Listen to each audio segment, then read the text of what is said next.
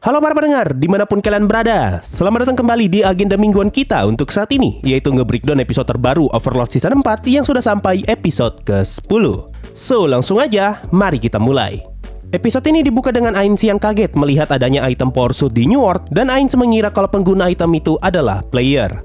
Ainz pun memanfaatkan momen itu untuk ngomong kalau semua ini sudah sesuai dengan perkiraannya. Lalu di luar ekspektasi, Cocoyotos justru jadi orang pertama yang ngomong kalau dia paham rencananya Ainz. Lalu Shalltear melambaikan kedua tangannya dan dia ngomong kalau Ainz telah memprediksi Red Drop bakalan muncul. Makanya Ainz mempersiapkan pasukan yang lemah. Melihat hal ini, Demiurge pun memuji kemampuan deduksi mereka berdua.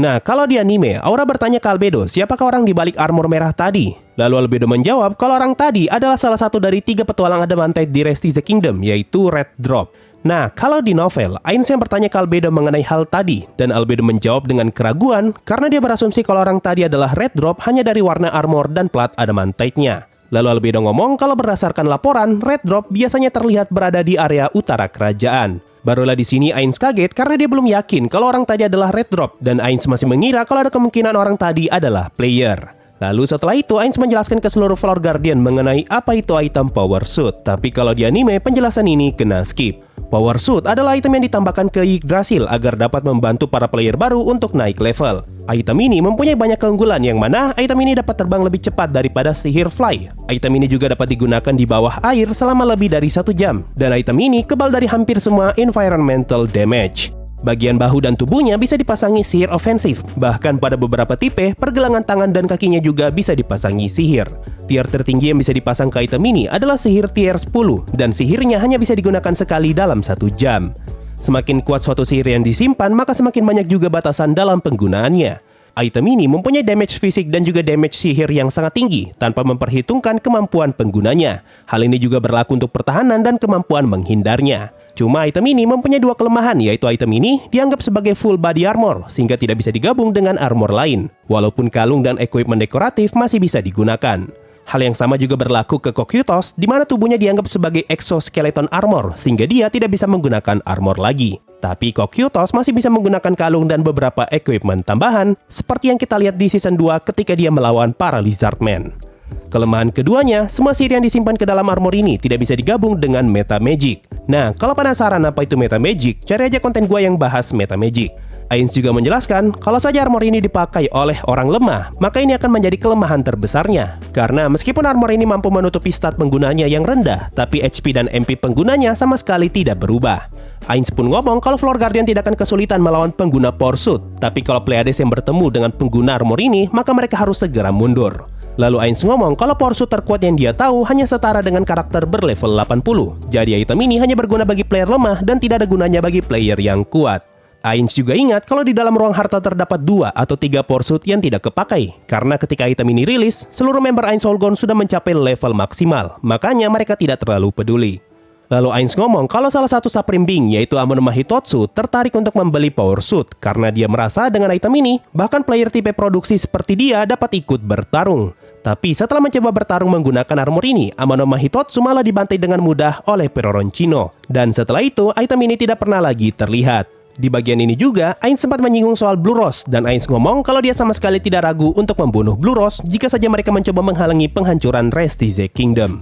Bahkan Ainz sudah siap meminta maaf ke Entoma jika saja ini terjadi. Ini karena di awal season 3, Ainz sudah berjanji untuk mempertemukan Entoma dengan Evil Eye dan membiarkan mereka bertarung sekali lagi. Setelah dari sini, Demiurge menyarankan Ainz untuk mengirim pasukan yang lebih kuat dan menyerang kembali Enauru. Tapi karena Ainz tidak enak dengan pestonya, dia pun menyarankan Demiurge untuk menghentikan penyerangan di Enauru dan segera fokus menyerang ibu kota. Kalau di anime, Demiurge langsung menerima sarannya Ainz begitu saja. Tapi kalau di novel, Ainz sadar kalau perkataan Demiurge terdengar sarkastik, sehingga Ainz bertanya apakah Demiurge mempunyai rencana yang lebih baik. Barulah di sini Ainz meminta sebagian Floor Guardian untuk tinggal dan sebagian lagi turun ke medan perang. Dan dengan ini Ainz siap untuk meratakan Rest is the Kingdom. Kalau di anime, kita langsung lompat ke bagiannya Zanak, tapi kalau di novel, kita bakalan masuk ke bagian Intermission. Intermission volume 14 menceritakan sedikit tentang negara Karnasus City State, yaitu sebuah negara yang terdiri dari 12 kota kecil yang membentuk aliansi. Ini juga adalah negara yang menjadi tempat pelarian para member Silver Canary setelah Empire memutuskan untuk menjadi negara bawahan. Nah, kalau kalian penasaran isi intermissionnya, saran gua baca sendiri di novel. Sekarang kita masuk ke bagiannya Zanak yang lagi sibuk mengurus beberapa dokumen. Lalu salah satu tentara masuk ke dalam ruangan dan berkata kalau Rainer ingin bertemu dengan Zanak. Zanak pun memerintahkan tentara itu untuk mengizinkan Rainer masuk, tapi dua orang yang bersamanya harus menunggu di luar. Nah, di sini si tentara itu sempat kaget sebentar sebelum akhirnya dia menjalankan perintahnya. Ini karena Zanak hanya asal menebak kalau Rainer sedang bersama Brain dan Climb, dan ternyata tebakannya benar. Makanya si tentara itu kaget karena Zanak bisa tahu siapa saja yang ada di luar tanpa bergerak dari kursinya. Rainer pun masuk ke dalam ruangan dan bertanya mengenai kabar ayahnya. Di sini pun terungkap kalau saat ini King Ramposa III masih ngotot ingin bernegosiasi dengan pihak Sorcerer Kingdom. Tapi karena Zanak merasa hal itu sudah terlambat, makanya Zanak mau tidak mau harus mengurung King Ramposa di dalam kamarnya, dan Zanak yang akan mengurus sisanya. Zanak kemudian mengeluarkan peta New World yang terlihat berbeda dengan peta yang Ainz gunakan di episode sebelumnya. Ini karena peta yang Zanak gunakan terbuat dari selembar kertas tipis berwarna putih yang mewah. Alasan kenapa kertasnya berwarna putih, karena gambar peta yang ada di kertas itu berasal dari sihir kopi. Makanya di bagian bawah petanya terlihat bekas cetakan. Zanak kemudian menjelaskan kalau ternyata selama ini Sorcerer Kingdom telah melakukan invasi secara diam-diam, di saat para bangsawan mengira kalau pernyataan perang Sorcerer Kingdom hanyalah ancaman belaka. Nah, di sini Zanak marah dengan cara perangnya Sorcerer Kingdom yang terkesan terlalu barbar. Lalu Zanak bertanya ke Rainer kenapa selama ini mereka tidak pernah mendapatkan informasi kalau Sorcerer Kingdom telah memulai invasi. Mereka justru baru mengetahui hal ini setelah mendapatkan kabar dari penduduk Enauru yang berhasil selamat. Rainer pun ngomong kalau ini adalah hasil pekerjaan orang dalam, dan orang itu adalah Marquis Raven. Nah, setelah bagian ini, Zanak sempat menanyakan pendapat Rainer mengenai Sorcerer King. Lalu Rainer menjawab pertanyaan itu dengan cukup panjang dan juga detail. Mendengar jawaban itu, Zanak merasa ada yang aneh dengan Rainer, di mana wajahnya tetap sama seperti biasa, tapi suaranya seperti menyimpan rasa kagum dan juga hormat. Zanak kemudian ngomong kalau kondisi mereka saat ini sudah seperti ngengat yang terjebak di sarang laba-laba. Tapi Rainer berkata kalau dia lebih memilih kupu-kupu. Nah, ini yang jadi alasan kenapa di pertemuannya Zanak dan Ainz terdapat 2 kupu-kupu. Rainer kemudian bertanya apakah mereka bisa menang. Dan Zanak ngomong kalau saat ini sudah bukan lagi soal menang atau kalah, tapi apa yang harus dilakukan. Zanak pun berniat untuk menyebarkan kabar tentang kekejaman Sorcerer Kingdom, sehingga dia bisa mengumpulkan pasukan dan melawan Sorcerer Kingdom yang sedang menuju ibu kota. Mendengar jawaban itu, Rainer berkata kalau Zanak telah menjadi seorang raja. Nah, di sini Zanak ngomong, meskipun dia tidak berguna di medan perang, tapi setidaknya anggota kerajaan harus memimpin di garis paling depan. Dan setelah itu, biarkan ayahnya yang mengurus sisanya. Zanak juga tidak lupa menyarankan Rainer untuk kabur meninggalkan kerajaan. Nah, kalimat pertamanya Zanak menjelaskan kenapa dia bisa dikalahkan para bangsawan meskipun telah menggunakan armor kerajaan, karena memang Zanak tidak punya pengalaman bertarung. Lalu kalimat keduanya menandakan kalau Zanak sudah tahu kalau dia pasti bakalan mati di perang selanjutnya. Makanya dia berharap agar ayahnya mau mengurus pemakamannya nanti. Tapi kenyataannya Zanak malah dimakamkan oleh pihak musuh dan bukan kerajaannya sendiri. Scene pun berpindah dan sekarang kita diperlihatkan Blue Rose yang sedang menuju ke suatu tempat. Nah, kalau kalian sadar, sebelum scene berpindah ke bagiannya Blue Rose, kita sempat diperlihatkan beberapa tentara Rest the Kingdom yang sedang bersiap-siap. Scene ini ngasih tahu kita kalau pertemuan Blue Rose dan Red Drop terjadi tidak lama setelah Zanak mengirimkan ajakan untuk berperang melawan Sorcerer Kingdom. Di sini gerak-gerik Lacus terlihat aneh, seakan-akan dia tidak mau member Blue Rose lain ikut di pertemuan ini. Lalu Gagaran berkesimpulan kalau ada yang ingin Lacus bicarakan secara pribadi bersama Azut. Tapi mereka menolak untuk pergi karena mereka merasa ada yang aneh dengan pertemuan ini, dan mereka tidak ingin meninggalkan Lacus sendirian karena bisa saja pertemuan ini adalah perangkap. Nah, kalau di novel, di bagian ini kita diberitahu sedikit masa lalunya Azut dari perspektif Lacus ketika dia masih kecil. Intinya pada saat itu, Lacus memandang pamannya sebagai pahlawan, dan Lacus berharap agar sifat pamannya tidak berubah jauh.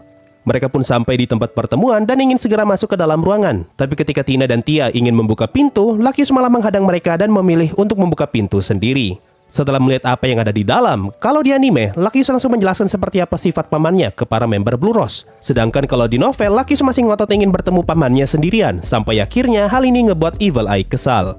Barulah di sini Lacus ngomong kalau pamannya adalah orang yang aneh. Mereka pun masuk ke dalam ruangan dan terlihat pemandangan Azut yang sedang bersenang-senang bersama 2 orang wanita. Kecewa dengan pemandangan ini, penilaian Evil Eye terhadap Azut pun langsung jatuh, dan dia segera mengusir 2 wanita itu dengan menggunakan Charm Person. Kalau di novel, setelah kedua wanita itu pergi, Tina dan Tia ngomong kalau Azut cukup berani membiarkan wanita mendekatinya, padahal ada kemungkinan kalau mereka adalah assassin. Lalu Tina dan Tia ngomong kalau mereka berdua dulu pernah dilatih untuk melakukan hal yang serupa. Buat yang nggak tahu, Tina dan Tia adalah mantan assassin dari organisasi Ijenia, jadi tidak heran kalau mereka dilatih berbagai macam metode untuk membunuh seseorang. Kalau di anime, setelah dari sini, mereka langsung bertemu dengan Black Scripture. Tapi kalau di novel, Lakius masih sempat ngobrol sebentar dengan Azut mengenai identitas orang yang meminta mereka berkumpul di sini. Lakius juga meminta Azut untuk bertarung bersamanya melawan Sorcerer King. Tapi Azut menolak karena dia tahu kalau mereka tidak akan mampu mengalahkan Sorcerer King. Barulah di sini, Tina dan Tia sadar kalau ada sosok yang mendekat dari arah pintu dan muncul 3 orang yang sedang berdiri. Nah, orang yang di tengah adalah kursi kelima Black Scripture dengan julukan One Man Army. Simpelnya, dia adalah seorang beast-tamer yang menggunakan 10 cincin, di mana dia menyimpan semua hewan peliharaannya di dalam cincin itu. Orang ini kelihatan mirip seperti Clementine karena dia adalah kakaknya Clementine, yaitu Koyese Hazeya Quintia. Lalu si rambut biru adalah kursi ke-11 Black Scripture dengan julukan Infinite Magic. Kemudian si barbarian jenggut putih adalah kursi ke-10 Black Scripture dengan julukan Strongest Human. Kalau kalian main game Overlord Escape from Nazarick, Clementine menggunakan karakter ini sebagai patokan kekuatannya. Seakan-akan ngasih tahu kita kalau si kursi ke-10 adalah member Black Scripture terkuat jika kita tidak memperhitungkan Godkin. Dan orang terakhir yang muncul adalah assassin si kursi ke-12 dengan julukan Heaven and Earth. Kalau kalian mau tahu siapa saja member Black Scripture, bisa coba cek konten gua yang bahas tentang mereka.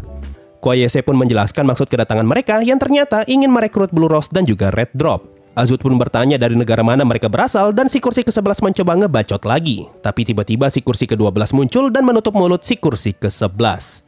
Nah, ketika si kursi ke-12 muncul, Tina dan Tia langsung panik dan bersiap bertarung. Ini karena mereka berdua sama sekali tidak menyadari keberadaan kursi ke-12. Dan mereka sadar kalau kursi ke-12 adalah assassin yang lebih hebat daripada mereka. Dari sini Azut pun sadar kalau Koyese dan yang lainnya adalah Black Scripture, yaitu pasukan terkuat yang dimiliki selain teokrasi. Kalau di novel Azut ngomong, semua member Black Scripture adalah orang-orang yang telah mencapai ranah para pahlawan. Mendengar jawaban Azut, si barbarian kursi ke-10 ngomong kalau di ruangan ini ada orang lain yang sama kuat atau bahkan lebih kuat daripada dirinya, yaitu Evil Eye. Nah, kalau kalian mau tahu, Azut dengan armornya bisa dibilang sedikit lebih kuat daripada Evil Eye. Tapi Azut tanpa armor bisa dibilang sebagai petualang adamantai terlemah. Makanya barbarian kursi ke-10 tidak memperhitungkan Azut. Setelah itu, Azut mengajak balik member Black Scripture untuk bertarung bersama melawan Sorcerer King. Tapi Koyese tidak menanggapi pertanyaan itu, dan sekarang dia bertanya ke Blue Rose apakah ingin bergabung atau tidak. Blue Rose juga menolak tawaran tersebut, dan akhirnya para Black Scripture pun pamit. Nah, kalau di anime, Black Scripture langsung pamit begitu saja. Tapi kalau di novel, skenarionya tidak seperti ini. Kalau di novel, ketika mereka bertanya ke Lakius apakah ingin bergabung atau tidak, Lakius bertanya balik bagaimana caranya agar mereka bisa kabur dari sini. Ini karena Lakius sadar kalau saat ini para member Black Scripture sedang mengurung mereka. Lalu Koyese membalas kalau dia akan memberitahu caranya, asalkan Lakius menerima tawaran mereka. Cuma pada akhirnya Lakius dan seluruh member Blue Rose tetap menolak tawaran itu. Kita juga diberitahu kalau Black Scripture sudah berhasil merekrut cukup banyak kelompok petualang lain dan mereka semua telah dipindahkan ke lokasi yang aman. Setelah tawaran mereka ditolak, para Black Scripture pun berniat untuk pergi. Tapi sebelum mereka sempat keluar, Azut tiba-tiba menanyakan kabar seseorang bernama Rufus. Awalnya, Koyese belum begitu paham siapa orang yang Azut maksud. Lalu Azut menjelaskan kalau orang itu adalah undead yang biasanya dipanggil My Lord. Setelah sadar siapa yang Azut maksud, para member Black Scripture langsung mengeluarkan aura membunuh dan bersiap-siap untuk bertarung. Tapi Koyese berhasil menenangkan semua orang dan mereka pun segera pergi. Nah, untuk saat ini, identitas Rufus masih belum jelas. Kemungkinan di volume 17 nanti, kita baru akan tahu siapa itu Rufus. Tapi, kemungkinan paling besar saat ini, Rufus adalah salah satu murid pertamanya Shurshana. Karena Rufus adalah undead, makanya dia masih bisa hidup sampai saat ini. Setelah Black Scripture pergi, Lakius langsung memarahi Azut karena telah memprovokasi mereka. Padahal dari semua orang yang ada di dalam ruangan, Azut adalah orang yang paling lemah. Barulah setelah itu, Lakius bertanya rencananya Azut setelah ini, dan Azut berkata kalau dia ingin menunggu pasukan Sorcerer King sampai di ibu kota. Lalu Azut menyarankan Lakius untuk segera kabur karena tidak mungkin bagi Lakius untuk bisa menang melawan pasukan Sorcerer Kingdom. Dan setelah itu, Azut pun kembali bersenang-senang dengan 2 orang wanita tadi. Scene sekarang berpindah dan kita diperlihatkan 400.000 pasukan yang berhasil Zanak kumpulkan untuk melawan Sorcerer Kingdom. Di sini juga kita diperlihatkan Zanak yang sedang menggunakan armor kerajaan. Alasan kenapa armor ini bisa muat untuk Zanak meskipun tubuhnya gemuk, karena armor dengan sihir bisa berubah bentuk menyesuaikan ukuran tubuh penggunanya. Di sini Zanak penasaran seperti apa jalan pikiran Sorcerer King sampai-sampai dia memutuskan untuk menghancurkan Restize Kingdom. Makanya Zanak ingin mencoba berbicara langsung dengan Ainz. Scene pun berpindah dan sekarang kita diperlihatkan pasukannya Sorcerer Kingdom. Nah, di gambar ini bisa kita lihat kalau Ainz membawa Kokyotos, Aura, Mare, dan juga Albedo. Lalu di sebelah kanan terdapat pasukan Death Knight dan di sebelah kiri terdapat 2 hewan peliharaannya Aura dan juga sekumpulan monster dengan atribut S. Kemungkinan monster race itu adalah bawahannya Kokyotos yang disebut Frost Virgins. Albedo pun melapor kalau perwakilan pasukan manusia mencoba berbicara dengan Ainz. Lalu kita diperlihatkan Zanak yang menggunakan item kristal sihir untuk memperbesar suara. Ini adalah item yang sempat Ainz pakai ketika berada di Kolosium. Mendengar pesan itu, Ainz pun bersedia untuk menemui Zanak sendirian. Nah, kalau di novel, saat ini Ainz tidak sedang membawa world class itemnya, sehingga dia meminta Aura untuk berjaga-jaga dengan world class itemnya, jika saja Ainz terkena efek cuci otak ketika bertemu dengan Zanak. Tapi kalau di anime, Aura tidak terlihat membawa world class itemnya, karena Ainz ternyata membawa world class itemnya sendiri. Ainz kemudian menaiki Soliter dan segera menemui Zanak. Lalu setelah itu, mereka berdua pun ngobrol dan Ainz menggunakan sihir untuk menciptakan kursi dan juga meja. Ketika obrolan dimulai, Zanak langsung menanyakan alasan kenapa Ainz sangat ingin menghancurkan mereka. Lalu Ainz menjawab kalau semua ini dia lakukan untuk memperlihatkan kepada dunia seperti apa konsekuensi ketika ada yang berani melawan Sorcerer Kingdom. Zanak pun berkata kalau Ainz adalah orang dengan pemikiran yang tertutup. Lalu dia bertanya apa sebenarnya tujuan yang ingin Ainz capai. Nah, ketika Zanak menanyakan hal ini, Ainz sempat mengingat kembali teman-temannya ketika masih di Yggdrasil. Lalu Ainz berkata kalau yang dia inginkan adalah kebahagiaan. Di sini mereka berdua saling bertukar argumen mengenai perkara kebahagiaan. Lalu Ainz menyebutkan sebuah pepatah, Dewi Keberuntungan botak di bagian belakang. Nah, buat yang nggak tahu, kalau di novel, Ainz terkadang suka menggunakan perandaian berupa pepatah. Tapi, karena Ainz tidak begitu pintar mengingat begituan, jadinya pepatah yang Ainz sebutkan terkadang keliru. Nah, pepatah yang coba Ainz ucapkan di sini diambil dari buku ini. Gue nggak tahu cara bacanya. Setelah ngomongin soal Dewi yang botak, mereka sempat ngobrol sebentar dan akhirnya Zanak pun paham kenapa Sorcerer King ingin menghancurkan negaranya. Lalu Ainz pun bertanya tentang pedangnya Gazef dan Zanak berkata kalau saat ini pedang itu berada di tangan abang-abang tidak jelas Bren Anglaus. Alasan kenapa Ainz menanyakan hal ini karena dia masih kepengen mengambil pedang itu. Kalau kalian ingat di akhir season 3, Ainz sempat meminta persetujuan Gazef untuk bisa mengambil pedangnya, tapi Gazef menolak dan Ainz menghormati keputusannya Gazef. Lalu di akhir obrolan, Zanak meminta agar rakyatnya dibunuh dengan sihir yang paling tidak menyakitkan. Ainz pun menerima permintaan itu dan Ainz berjanji kalau dia akan membunuh Zanak dengan cara yang paling lembut. Mendengar hal itu, Zanak pun tertawa dan dia mengucapkan terima kasih. Nah, gara-gara bagian ini, Ainz pun langsung terkesima dengan keberaniannya Zanak. Bahkan Ainz ragu bisa seperti Zanak jika saja dia berada di posisinya saat ini. Zanak pun menghabiskan minum yang telah Ainz sediakan dan dia menanyakan satu pertanyaan lagi, yaitu mengenai nasib kakaknya. Dan Ainz berkata kalau sepertinya salah satu bawahannya telah membunuh kakaknya Zanak. Nah, setelah Zanak tahu tentang nasib kakaknya, akhirnya Zanak merasa lega karena salah satu bebannya telah hilang. Kalimat ini terhubung ke season 4 episode 2, di mana Zanak masih terus mencari keberadaan kakaknya yang telah hilang, meskipun dia tahu kalau kemungkinan besar kakaknya telah mati. Setelah obrolannya selesai, Zanak pun pamit dan kembali ke pasukannya. Lalu kita diperlihatkan scene Zanak yang sedang berpikir kalau dia ternyata tidak cocok sebagai raja, padahal yang ingin dia lakukan hanyalah membuat negara ini jadi lebih baik. Nah, selama Zanak dan Ainz ketemu, kita selalu diperlihatkan dua kupu-kupu putih. Setelah gua cari tahu, kupu-kupu putih merupakan simbol perubahan, pembaharuan, dan kelahiran kembali. Terkadang juga, kupu-kupu putih disimbolkan sebagai harapan, keberuntungan, ataupun kedamaian. Cuma, kalau menurut gua, simbol kupu-kupu putih yang paling cocok untuk situasi saat ini adalah kematian atau tempat peristirahatan terakhir. Yang mana ini adalah pertanda kalau Zanak bakalan mati di tempat ini. Lalu, setelah Zanak sampai di tenda, Zanak pun disambut oleh para bangsawan yang penasaran dengan hasil percakapan Zanak. Lalu Zanak ngomong kalau diskusinya gagal dan mereka akan tetap dibunuh.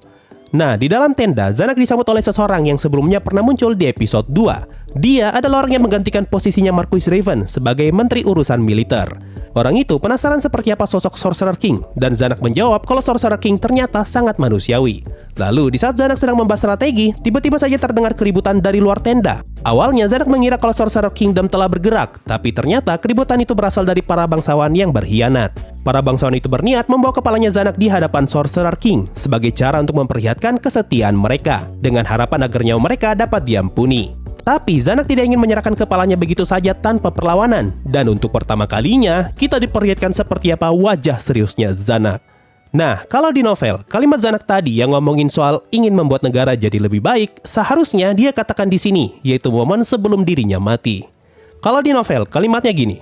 Zanak tahu kalau dia tidak cocok sebagai raja. Dia tidak memiliki sifat bijak ayahnya. Dia tidak memiliki karisma kakaknya, dan dia tidak memiliki kepintaran adiknya. Dia tidak punya apa-apa, tapi itu tidak masalah. Zanak sejak awal memang tidak mau jadi raja. Dia hanya ingin negaranya dapat terus berjalan, sehingga seluruh rakyatnya serta keluarga mereka dapat hidup bahagia. Kalimat ini ngasih tahu kita kalau Zanak sebenarnya tidak mau jadi raja. Tapi masalahnya, Zanak tahu kalau negaranya bakalan kacau kalau dipimpin sama kakak ataupun adiknya. Makanya mau tidak mau dia harus berjuang agar bisa jadi raja berikutnya atau setidaknya ngebuat negaranya tetap berjalan. Scene kemudian berpindah dan kita diperlihatkan Albedo yang melapor kalau para bangsawan ingin bertemu dengan Ainz. Tapi kalau di novel, Albedo melapor kalau terdapat keributan di tenda Rest di The Kingdom. Lalu dari kejauhan, Ainz melihat para bangsawan dan juga mercenary yang datang mendekat. Di sini Ainz langsung sadar kalau tidak ada Zanak di antara mereka dan Ainz sudah bisa menebak apa yang terjadi. Mereka pun sampai dan meminta untuk bertemu dengan Sorcerer King. Setelah diizinkan, para bangsawan itu segera menyerahkan sebuah kantung yang ternyata berisi kepalanya Zanak. Ainz pun mengambil kantung itu dan meminta Albedo untuk menguburnya dengan layak. Ainz kemudian bertanya di mana armor yang Zanak pakai dan mereka menjawab kalau armor itu masih tersimpan di dalam tenda. Ainz pun berniat mengabulkan permohonan mereka dan mereka semua memohon agar nyawa mereka diampuni. Lalu Ainz meminta Albedo untuk mengirim mereka semua ke Neuronis. Nah, buat yang lupa, Neuronis adalah area Guardian di lantai 5 yang sangat ahli dalam urusan penyiksaan. Lalu, salah satu bangsawan memohon agar keluarganya juga diampuni. Mendengar hal itu, Ainz pun tersenyum dan dia meminta Albedo untuk mendata semua nama dan lokasi keluarga para bangsawan itu. Dengan kata lain, semua anggota keluarga mereka bakalan ikut dikirim ke Neuronis juga. Ainz kemudian memerintahkan Aura untuk memberitahu Neuronis agar jangan membunuh mereka kecuali mereka meminta untuk mati. Lalu ketika Aura ingin pergi, Ainz menahan lengannya Aura dan berkata, meskipun mereka menginginkan kematian, untuk saat ini jangan biarkan mereka mati. Setelah itu, Ainz kehilangan semangatnya dan dia menuju Kokyotos serta Mare untuk membantai habis semua pasukan Rest di The Kingdom. Dan hanya dalam 1 jam, 400.000 pasukan yang telah Zanak kumpulkan lenyap. Nah, itu tadi breakdown episode 10 Overlord Season 4. Mulai minggu depan, kita bakalan masuk ke chapter 4 volume 14 yang kemungkinan besar bakalan jadi 2 episode. So, mungkin itu saja untuk video kali ini. Makasih semua yang sudah mendengarkan sampai di titik ini. Sampai jumpa di video berikutnya, dan bye-bye. Sebelum masuk Saweria, gue ucapkan terima kasih banyak untuk para petualang Adamantite di bulan September ini, yaitu Rizky Abadi, Amran San, Novas Ramdhani, Sora, Jimi Hendrix, Hoki Gaming Official, Changpeng Zhao, Selamat, Uso Happy, Harmonia, Gungra, Ade Irawan, dan Ferdinand Dede. Yo, waktunya Saweria, ada dari Joseph Mansur. Kalau Overlord Season 4 selesai, Sensei mau lanjut konten detail kecilnya Overlord. By the way, semangat kontennya Sensei. Nggak tahu ya, nanti kita lihat aja apakah ada detail yang gue lewatin dan belum masuk breakdown. Kalaupun ternyata tidak ada, gue bakal tetap bikin. Ada dari El Mamo, yang bunuh Zanak itu diapain ya? Beneran nggak mati tanpa disiksa apa gimana nih sama Neuronis? Mereka dan keluarganya bakal disiksa sama Neuronis untuk waktu yang cukup lama sebelum akhirnya dibiarkan mati. Ada dari Untold, Bang, Rubedo bakal keluar nggak? Kemungkinan besar sih tidak ya. Ada dari Hoki Gaming, kecewa Ainz Zanak mati di tangan bangsawannya sendiri, padahal si Zanak sudah ada permintaan terakhir ke Ainz. Ya mau gimana lagi, setidaknya Zanak mati sebagai pahlawan lah. Ada dari Henji Sans, Sensei, sawet berapa duit biar mau ngomong seikhlasnya aja lah. Dan terakhir ada dari Ruedi, Bang, gak buat konten hashtag cerita kalian lagi. Boleh nih bang, ceritaku dibaca di karyakarsa.com/Ruedi. Aku tunggu bang, nanti aku tanyain lagi dah pas streaming nanti. Nah itu tadi dari Saweria, terima kasih semua yang sudah donasi dan gabung jadi membership. Thanks a lot and bye-bye.